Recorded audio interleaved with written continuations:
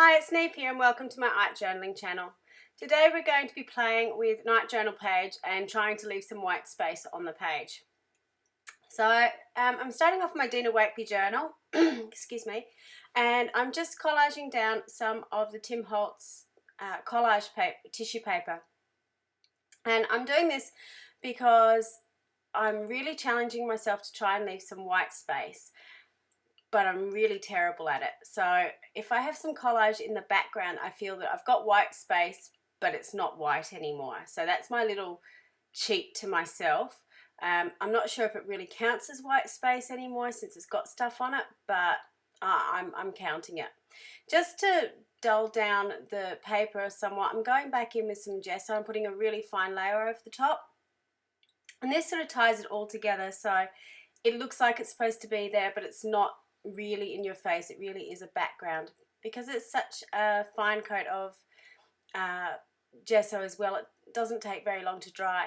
I also used the brush that I used to put down the gel medium, so it had some gel medium still on the brush, which again helped seal the top and also diluted out the gesso a little bit, so it was a little bit more translucent than usual. So for this piece, I decided I was going to use some stencils in some cool colours. Now this combination of colours came from some beautiful happy mail I got from Scrappy Girl, from Courtney, and she made this beautiful tag for me using teals and lime greens, and it had lots and lots of white space on it. And that's what sort of inspired me to try and do something like that in my book. So I'm using this Dina Wakley ladder stencil and turquoise paint. It's a funny turquoise paint. I suppose it is a true turquoise. It really sort of sits there between the greens and the blues. So it's and different from what I've used before. So this is a really useful stencil, again from Dina Wakley, and it's got 3 different patterns on it. I never actually saw the point of these circly things. I know they've been on a few different stencils before, but I actually really like them. They're just really unusual and just something a bit quirky. And again, because they're so big and so open, you don't have to put all of them on, and you can just sort of spread it out over the page. Now I'm probably being very generous with the amount of stenciling I'm doing on the page, again, especially if I'm trying to leave open spaces, but you know me and you know how I struggle with this. So this is me leaving white space. The third colour I'm using is Ocean, which again is a sort of deeper hue of that turquoise, and the final colour is a neon green that my daughter gifted me for my birthday. Now the green is actually a student grade acrylic ink. It's very, very translucent. So you can see that it really doesn't make all that much effect on the page, but you sort of just get that pop of brightness in the background. So be aware, while student grade paints are perfectly good, the quality of them or the translucency of them aren't necessarily as brilliant as artist grade acrylics particularly, but that goes for any student grade versus not professional grade, but a little bit better. So I'm just using all my extra paint into my junk journal, and now I'm going in with some hybrid ink and stamping out this dot set.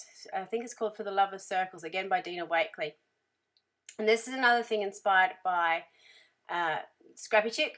She on the page that she did for me, she had these beautiful circles over it. Now I think she stamped them out like this because she had, but they're really, really crisp and clear over the top of her page. So this is what I chose to do. So I'm stamping it out into some tissue paper and just fussy cutting out around them, which is really boring. I'm sorry, you get to see me cut out these circles. I have sped it up somewhat, so hopefully it's not too boring.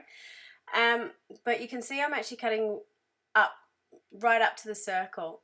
As for those people who follow this channel know, I've got a real love-hate relationship with seeing the edges of collaged images glued down. I hate that halo, so I like cutting up as fine as or as close as possible to the image, so I get rid of that halo completely.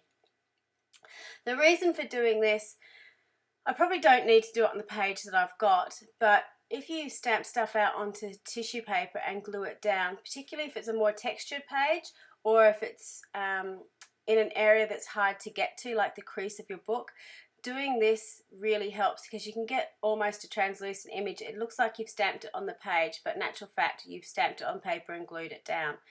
So it's a really sneaky trick to try and get a beautiful stamped image. Now the reason I did it on this was I wanted to try and get these really bold colors over the top, but my book is also getting really bulky at the moment, so trying to stamp on it and to get a really even press would have been quite difficult. So this is a good way to go. So all I'm doing is just gluing it down with some gel medium in the background, and then again sealing over the top with some more gel medium just to make sure it's really glued down. And you can see I've just stuck that into the spine of my book, and it's not an issue. It looks like I've stamped it there, but I've got the entire image. So going along and gluing them all down, making sure they're all sealed. I think I find some more hiding somewhere, and I cut them up into pieces and put them on the edges.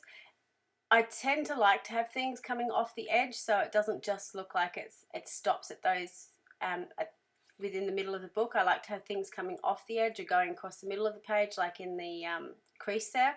It just adds some extra flow to what you're doing.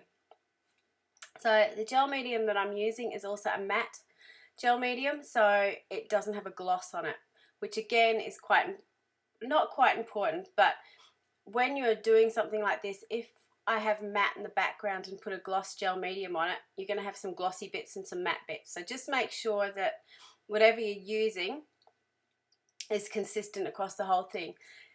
You can always beat that if you use a gloss gel medium to glue things down and realize, oh, I've got matte paint in the background. Just do a gentle coat of gloss over your entire page. Leave it open to dry, of course, because otherwise it will stick together and you'll get a gloss finish. So now I'm just going in with some Posca paint pens in turquoise and blue, green, white, and now black, because I couldn't make up my mind, and just doing some scribbly circles around it. And then I'm going in with the text again from that Love of Circles set and just sort of pressing it in random pieces around my page. Now, you know, whole point of this page was to keep the white space, and there's not much white space left on this page anymore. So I decided to combat that by putting on a quote and making sure it was nice and big and bold and it was white. To do that, I found a quote on Pinterest, typed it up on my computer, and I printed it out onto some sticker paper. You could print it out in just normal printer paper and stick it on. I've just have a love affair with sticker paper at the moment. It just makes things so much easier when you're doing some collage, because you can just peel off the back and stick it down and not worry about double-sided tape or things running. So I'm just juggling around where I'm going to put my quote to make sure it works. And I was just going to leave this page like this, but it needed something, so I decided to get this Donna Downey stencil out. Or a figure stencil. I was going to do sort of an abstracty figure, but I decided I quite like this one instead. But the issue I had with this was I didn't want to bring more colours into this page. So I went around and sponged the outlines, and I just wanted to have a look at it. So by doing this, I would have that turquoisey background in there and her body kind of standing out, but not really. And I wasn't sure if I liked that or not. So what I decided to do was I thought, all right, I'll make her into a silhouette. Now, looking at this now in hindsight, I wish I'd left her hair instead of painting her hair in as well. I think that would have looked quite funky if I'd sort of left her hair with those turquoise colours and the sole of her feet perhaps, but I painted it all in. And I also painted in a ground line and extended that across to the other side of the page as well. So once I sort of painted it all in, I had the figure, but I lost those beautiful lines that it had, which I really like the lines of that stencil. I think it's one of the things that appeals to me most about that stencil. So once I've done that, I dried it off. Now, the black paint I'm using is actually the black gesso from Dina Wakley, and it is very matte, so you can see that beautiful finish comes up straight away. Now I'm sticking down my quotes where I want them to go, And again, you can just see, just stick them down with the sticker paper. It's just so easy. I think the font that I've used in my computer is a label maker font as well, so I quite like that. Of course, I decide at the end, once I stuck down the quote, I want to go back in and put those lines. So instead of getting out some white paint, I just got my paint pen out and just traced around the lines of the stencil using my Posca paint pen. I tend to use my paint pen for little jobs like this. Instead of getting out all my white paint and worrying about sponges and things like that, I find just pulling out my pen and just doing little jobs just helps. And I can always go over and fix it up if I want to. So I liked it now that I had the lines in it. It just gave a little bit more definition to the woman, and again added a little bit more white to my page.